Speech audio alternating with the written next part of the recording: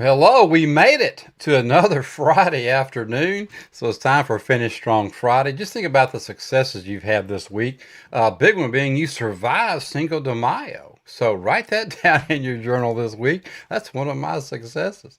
All right, well, we're going to talk about 8 strategies for learning from failure today. Really, really good. I say this all the time, but this is a really, really good one. And if you look at fail, you should make that acronym first attempt in learning, because many times we'll get out there and we'll do stuff and it's like, oh my God, what happened? Well, we had a learning experience. So we want to talk about the 8 strategies for learning from failure. And again, always FAIL, first attempt in learning. All right, well, let's get rolling here. I'm going to back my pretty face out so you can see the screen a little bit bigger, but I'll be back. Don't get upset. I'll be back. Here we go. 8 strategies for learning from failure. Let's look at the first one here. Well, the bottom line is failure is success in progress. And that's just what we need to think about. And I love the quote, to turn losses into profits, ask the following questions every time you face adversity. And that's what we're going to do today. And William Bellethio had a quote, the most important thing in life is not to capitalize on our gains. Any fool can do that. The really important thing is to profit from our losses. That requires intelligence, and it makes the difference between a man of sense and a fool. Well, there you go. And that's what we're going to talk about today is how to profit from our losses, because again, failure is success in progress. All right, let's look at number one. Number one is what caused the failure? The situation, someone else, or self. So this is a totally different why. This is finding your why as to what happened, right? Well, you can find out what you can do. You can't find out what you can do unless you do all you can to find out what went wrong. If you no longer personalize failure, and that's what we've been talking about doing, you just can't personalize it, it just happens, then it becomes easier to sort things out, because A, you're not emotionally tied off in this thing and frustrated, and you can sit back and actually take 3 deeps and get a little bit introspective into what happened and look at where did things break down. And if you're working your journal properly, and your dailies and your weeklies and your reflections, your plans, your execution, this should all just come natural, and you should see these things breaking down. But if you haven't and you go back and you look at it, where did things break down? But you can probably go see that in your key actions and your key productive indicators. That's probably where a lot of it was. But were you in a no-win situation to begin with? And sometimes that's it. We get Einstein gets so excited, and Frankenstein again. The subconscious, Frankenstein, is there to help protect you. That's the whole purpose of your subconscious, is to make sure that you're still breathing and alive at the end of the day. But maybe there's some situations where Einstein just got too dadgum excited and overruled everything, and it was actually a no-win situation. In this case, Frankenstein might have been right. Or did another person create the problem? That happens a lot. We like to delegate. We like to push stuff off on other people, and sometimes we just want to scapegoat. We don't realize it, but that's sometimes what we're doing. But did another person create the problem? Well, if another person did, then maybe you were really supposed to be supervising or directing that situation a little bit closer. So did you make a mistake?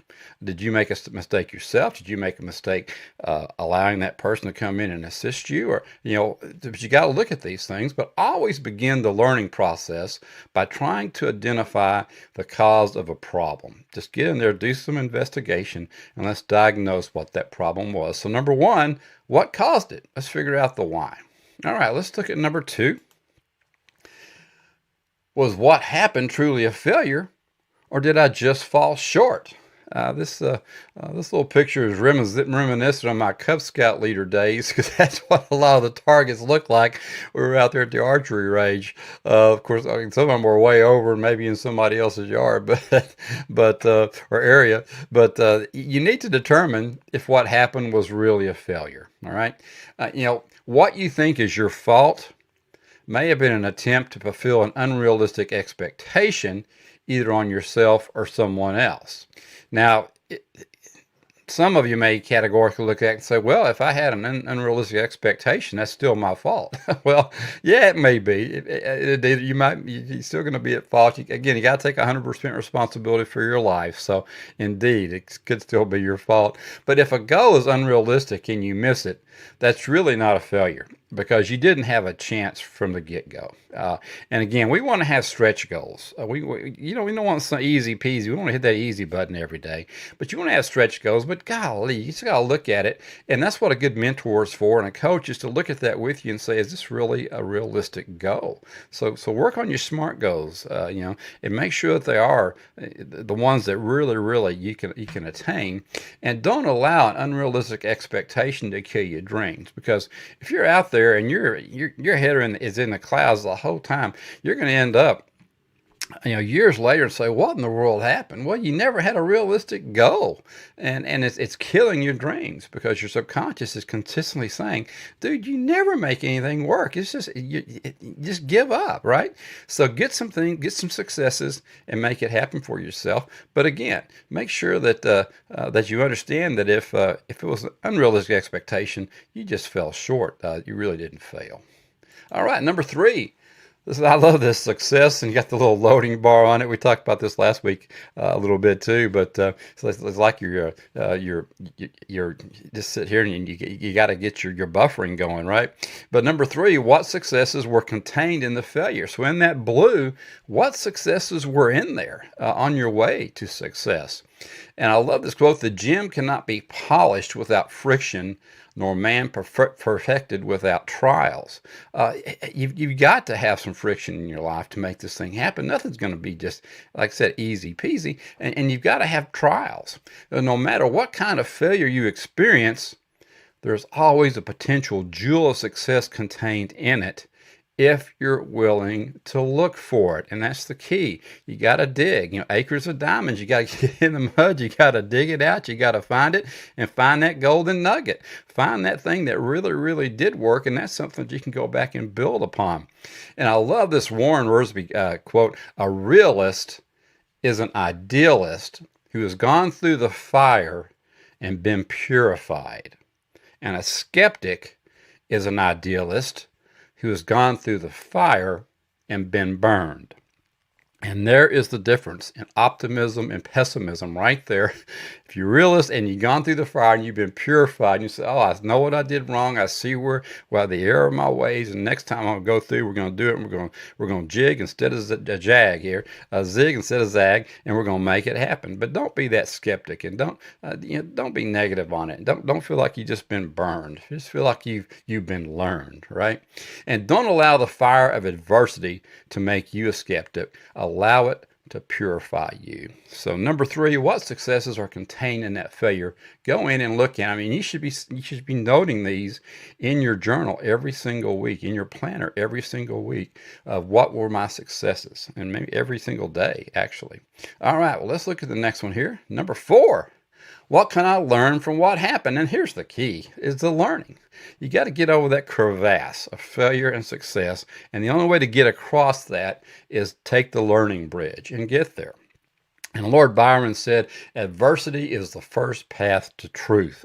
And it really is, because if you get to adversity and you back off and you just say, oh, yeah, that's too much. I don't know what I was thinking, and let the subconscious take over, right? Then that's going to be your truth. The truth is you really didn't want it bad enough. So did you even deserve success? If you're out there just, well, if it happens, if it doesn't happen, I don't really care.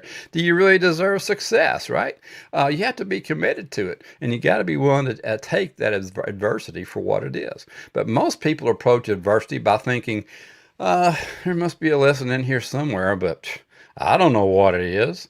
And that's just not the way to have the attitudes. Oh, well, whatever, But because folks get so consumed by the event that they become bewildered and miss the entire learning experience. So don't just sit around in a dazed and confused and got those stars going around your head. No matter what, I don't know what happened, right? Well, you should know what happened, and the only way you're going to know what happened is to take measurements and get in there and be sure that you got these steps and you're taking your measurements. You got your key actions, you got your key productive indicators, and get back there and say, well, when did I go wrong, and get in there and cross that learning bridge. Because if you maintain a teachable attitude as you approach the process and try to learn anything you can about what you could do differently, you're going to improve. Just don't be afraid. Just look back at it and say, man, what could I have done better? And be honest with yourself. You've got to sit down and be honest with yourself. Was it me? What was I thinking? What did I do? And sit down and do that. You may want to do a Ben Franklin close. Just put a line right down the middle and look at the two sides of the equation. What was I trying to do and what did I do? And see what didn't happen. Because when a person has the right mindset, every obstacle introduces him to himself. And that's why we spend so much time today, to be for me, on mindset and thoughts, because you've got to have the proper mindset to keep going. And these obstacles are going to introduce them to you. And many times, like I said, in our planning, we want to recognize those obstacles are going to happen, so that the subconscious knows that they're going to happen and won't be beating you up all the time about it, because you can say, hey, we knew we were going to hit this, and we knew we got a plan to get around it. So go back and be sure that you can get around that next time. So learn from what happened. All right, let's roll back to number 5.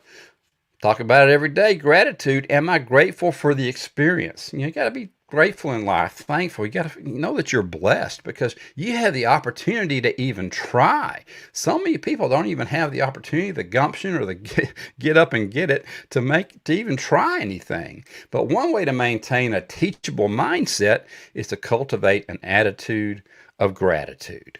And everything you pursue, you won't always attain it. We know that, but you have to learn to live with the defeats. If you can't live with them, it's not going to work for you, because you're going to be down the dumps all the time. You're never going to be out there hitting it, and your persistence is going to be down. Your mindset's going to be all messed up. You'll be down the dumps. You'll be having pity parties and the whole 9 yards. But before you actually become a good winner, you have to know how to lose. You've got to, you know what's going to happen. Just you got to know how to lose, and just take it and get back up and get going again, right? Get back on that horse and ride, baby. But be thankful for the lessons that were taught, because now you know what not to do. Before you didn't. You were just out going, but now you know what not to do. And as you come away from failure, recognize the blessings and cultivate a sense of gratitude for the fact that you even had the opportunity in your life. And now you can go back, find those things that you've learned, perfect them, and make it happen for yourself next time. All right, let's look at number 6. How can I turn this into a success? Henry Ford said, failure is the opportunity to begin again, only more intelligently. And that's exactly right. And there's that target again. We hit it this time, right? Because we still had a lot of arrows all over the place, but we got one right in the bullseye. And that's because we had the opportunity to begin again more intelligently, right? And William Marston said, if there's any single factor that makes for success in living, it is the ability to draw dividends from defeat. Why do this and why go through this mess if you're not going to get any dividends out of it? So go in there and let's find out everything we can that's going to be a dividend for us and going to help us to move forward. Get that equity. You worked on it. It's sweat equity. Go in there and get it and keep it and learn from it. But you must analyze defeat and actually profit from it in the next undertaking. That's the only way that you're going to be able to turn this thing around. But determining what went wrong has value, but taking the analysis another step and figuring out how to use it to your benefit is a real difference maker when it comes to failing forward. You can sit there and you can figure out what went wrong, but if you don't take it another step and figure out how to use that knowledge and make it work for yourself, then you really didn't do anything for yourself. But if you're willing to try, you can often salvage something of value from any disaster. And I use that word disaster because a lot of these things, they are. You get out there and you're rolling and you've put so much money, time, and effort, got so much commitment from different levels, different people, everything else. And if it flops, it is a disaster. And that's just right there. It's just a disaster. But you got to go into the disaster and say, okay, what happened? Do that deep analysis and find out how you can turn this into a success. All right, let's scroll on here. We got number 7. Can you help me? You got to find out who can help me with this issue, right? You may not have known that was going to happen. And if you didn't even know it was going to happen, then you probably don't know how to get out of it. So consider that there are basically 2 kinds of learning: experience, which is gained from your own mistakes. So you get out there and you mess up and okay, well, I learned that. I'm not going to do that again, right? Or wisdom, which is learned from the mistakes of others. And I'm telling you, I recommend wisdom because it's out there. You can talk to people, but learning from the mistakes of others is highly recommended. Therefore, seeking advice from the right person is important. And I underline, I highlight it, I italicized right. You got to get the right person. Seek advice, but make sure it's from someone who has successfully handled his or her own failures. If you're having marital problems, I wouldn't go hang out with my buddy or my girlfriend that's had 3 divorces, right? Obviously, they don't know what's going on. I mean, it's trial and error for them, right? It's just another bridge. But you want to get out there and you want to find the right person. Find the right person because they've been successful in handling his or her own failures. And sometimes it doesn't have to be the exact industry, it doesn't have to be the exact process that you've got, but people that have been successful and have had major challenges and turned that around, then you want to make sure that those are the people that you seek. And that's one of the reasons why A to B for me, we really believe in all the thought leaders that have been out there before us. The Rohns, the Hardys, the Elrods, all these folks, Maxwell, all these folks that are out there that have interviewed people that have had successes and had failures and all these great stories. And that's why books are so important, because that learning is in there, that wisdom is in there. So don't discount wisdom. Don't just sit out there and be a glutton for punishment, right? Let's look at what you can do. Take 3 deeps. Look, if you wait a little bit and learn a little bit more and you succeed, didn't you save yourself a lot of time, effort, and grief, rather than just saying, ready, fire, aim, right? You got to aim. So don't go there and just get experience to get it, right? If you can find a way not to have to use your experience and fail, then go out there and let's find some wisdom. So let's do a little bit more research maybe. And that's a good reason to have a coach and a mentor as well. They can help guide you there, but help you find that right person. All right, well, let's look at the final one here. Where do I go from here? Do I go this way? Do I go that way? Or do I go another way, right? Well, once you've done all the thinking and you've done all this research and everything on what happened, you got to figure out what to do next, obviously. And I love this from the book Everyone's Coach by Don Shula and Ken Blanchard. It says, learning is defined as a change in behavior. You haven't learned a thing until you can take action and use it. And Jim Rohn, my favorite quotes from him is, don't let your learning lead to knowledge, let your learning lead to action.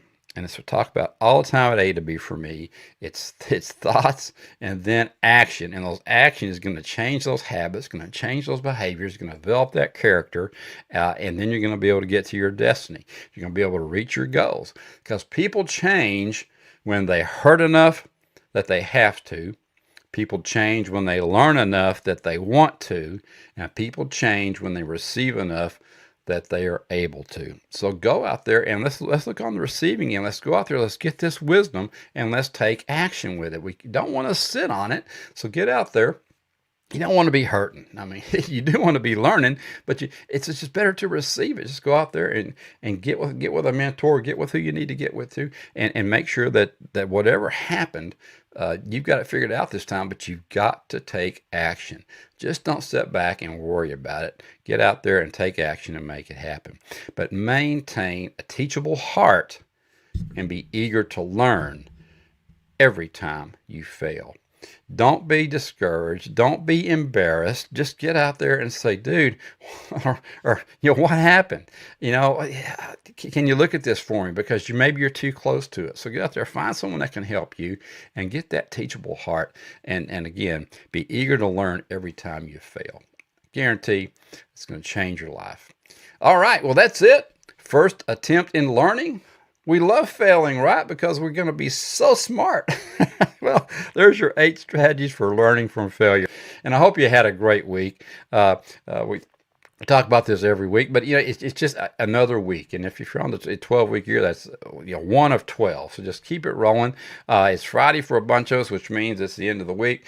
For most of my real estate folks, you probably got maybe 2 days left because you just never get to take a day off, especially in this environment. But get out there, have a great Friday afternoon. Let's stay strong. Let's get it going. Whatever you got to get done, hang in there and make it happen for you. And have a great weekend, whether you're working or not. If you're working and you should be love what you're doing anyway. If you're not, maybe you need to find something different to do. But if you have the blessing of being able to go out and spend time with your family and stuff, then that's wonderful as well. All right, well, I'm gonna hop back in here real quick for you and just say, hey, have a great one, and always keep moving in the direction of your dreams. And we'll talk to you on Monday. Have a great week.